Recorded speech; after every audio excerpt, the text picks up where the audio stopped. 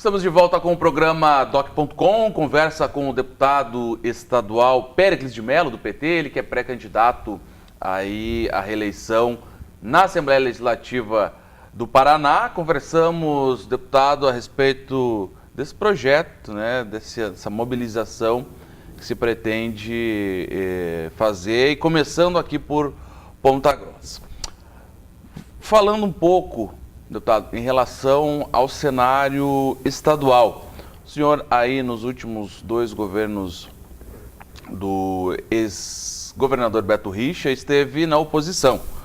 A gente sabe que historicamente, seja em câmaras municipais, seja em assembleias legislativas, seja no Congresso Nacional, quem é oposição tem um papel fundamental, mas tem mais dificuldade em trazer recursos, porque a maioria dos recursos vem do governo do estado, certo?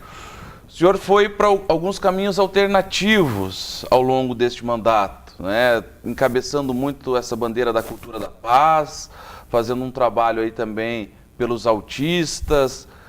Como o senhor optou, né, por fazer esse trabalho aí na oposição ao governo? Veja, eu acho que essa questão é um pouco falaciosa.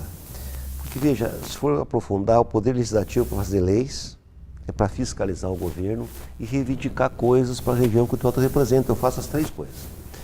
Daí o governador investe recursos em Ponta Grossa e vai dizer, olha, foram os deputados que me apoiam que trouxeram os recursos. Ora, o cidadão elege o governador justamente para executar e governar a cidade em benefício dos cidadãos. Uma cidade como Ponta Grossa merece muitos recursos. E eu luto da minha forma, criticando quando o governador executa e apresentando emendas orçamentárias. Eu tenho, inclusive, no jornal que eu trouxe aqui, esse ano, eu vou ler, só para você ter uma ideia, as emendas que eu apresentei no orçamento foram aprovadas pelos deputados.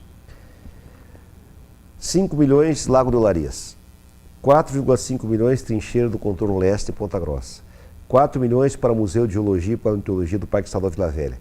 3 milhões para fomento da justiça restaurativa. 2,5 milhões para incentivar a pesquisa e cultivo de plantas medicinais e 2 milhões para políticas de amparo com pessoas de autismo e suas famílias e 1 milhão para saúde, educação e desenvolvimento urbano. Bom, a minha função eu fiz com eficiência. O senhor apresentou, mas... Agora está aprovado, cabe ao governador liberar. Então eu coloquei o centro estratégico da minha intervenção nos Campos Gerais aqui. E eu tenho feito alguns trabalhos de extrema importância para a região, por exemplo, Scarpa Devoniana. Eu acho esse tema um tema tão abrangente, tão profundo e tão bonito, que eu estou escrevendo um ensaio sobre a Scarpa. Porque a Scarpa Devoniana fala, em primeiro lugar, dos Campos Gerais. Fala das coisas mais maravilhosas que existem, não só em Ponta Grossa, mas numa região que se estende desde Jaguaraíva, passando São Gés de Jaguaraíva, passando por Piraí do Sul, Tibagi, Castro, Carambeí, Ponta Grossa, Palmeira, Porto Amazonas, Balsa Nova, Campo Largo, até a Lapa. Que mostra também a identidade cultural mais profunda da nossa cidade, além das belezas naturais. Que mostra o potencial enorme para o turismo. Que mostra e denuncia um tipo de modelo econômico cruel, que concentra a renda na mão de muitos poucos, aumenta a pobreza, o desemprego. Por exemplo, a agricultura em Ponta Grossa gera 4% de emprego. Quando eu falo da Scarpa, nós estamos propondo um novo modelo de desenvolvimento a médio e a longo prazo para Ponta Grossa e para os Campos Gerais. E a resistência que nós fizemos, que fez com que o projeto não fosse aprovado, ele está parado no Conselho do Meio Ambiente, e a partir daí, vamos falar de cultura de paz. Quarta-feira eu tenho uma discussão para fechar um documento que eu encomendei para o Laboratório de Mecanização Agrícola da Universidade, uma proposta de desenvolvimento sustentável para a região da Scarpa, propagada para a região dos Campos Gerais, que muda a lógica do nosso desenvolvimento, é uma coisa muito ampla e muito profunda. Então, essa proposta é baseada na agroecologia para a agricultura familiar e mesmo para setores do agronegócio e para médios produtores rurais, na região aqui dos Campos Gerais, que pode ser aproveitado também na região do primeiro planalto, a descida da Scarpa, que tem consequências com a devastação que acontece na Scarpa, nas águas, assim por diante, que tem muita agricultura familiar ainda em alguns lugares, menos de Ponta Grossa, que tem tudo pinos. E é um modelo de avançar no turismo. Nós podemos produzir nos Campos Gerais milhares e milhares e milhares de empregos, porque o turismo representa no mundo 10% do emprego. Nós vemos uma economia de serviço, crise da indústria. Hoje a indústria brasileira representa 10% do PIB, isso reflete em Ponta Grossa. Os metalúrgicos, falava hoje com o presidente do sindicato, caiu de 7 mil para 4 mil metalúrgicos na região, em Ponta Grossa, pela crise. Então, uma alternativa para o nosso jovem que faz o curso técnico no Teodorico, ou o turismólogo que forma em turismo na universidade, a minha ideia é que cada praça de pedágio, novo contrato que vai acontecer daqui a alguns anos, logo, esse outro mandato que vem, existe um pequeno centro turístico gerando no mínimo 8 empregos em cada praça de pedágio.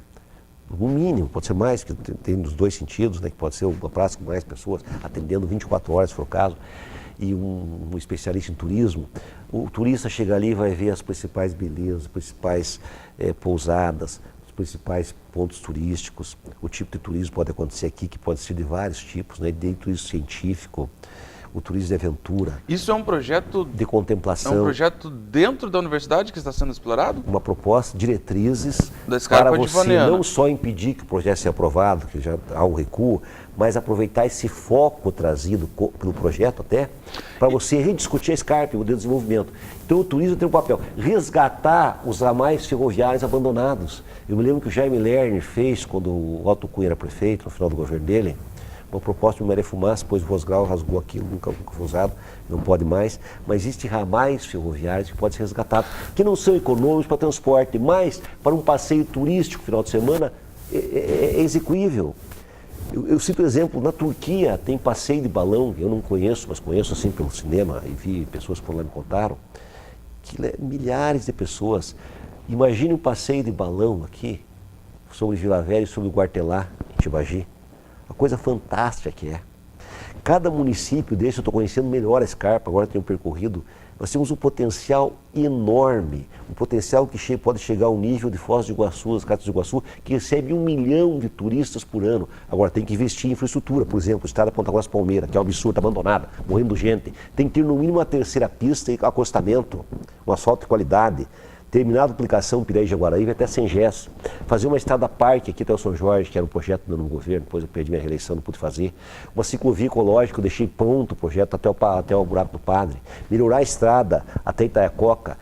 Dialogar também com a rodovia do Cerne, que pega o primeiro Planalto, que faz divisa da Itaiacoca com a Escapa de Orellana.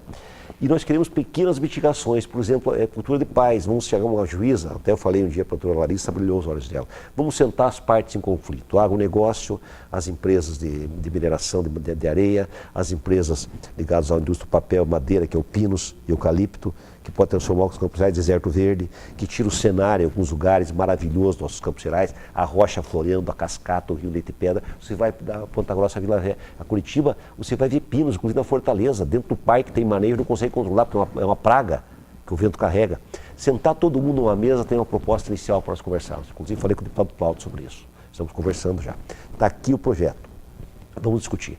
O senhor cometeu um crime ambiental, que plantou pinos onde podia, o senhor tem 5, 6, 7 anos para utilizar economicamente o pinos e nesse prazo o senhor vai achar uma alternativa econômica que nesse lugar aqui não pode ter pinos que tiram o cenário dos Campos Gerais. Aqui não pode, que vai afetar nossa cachoeira, nossa água, nosso lençol freático, mas aqui já pode.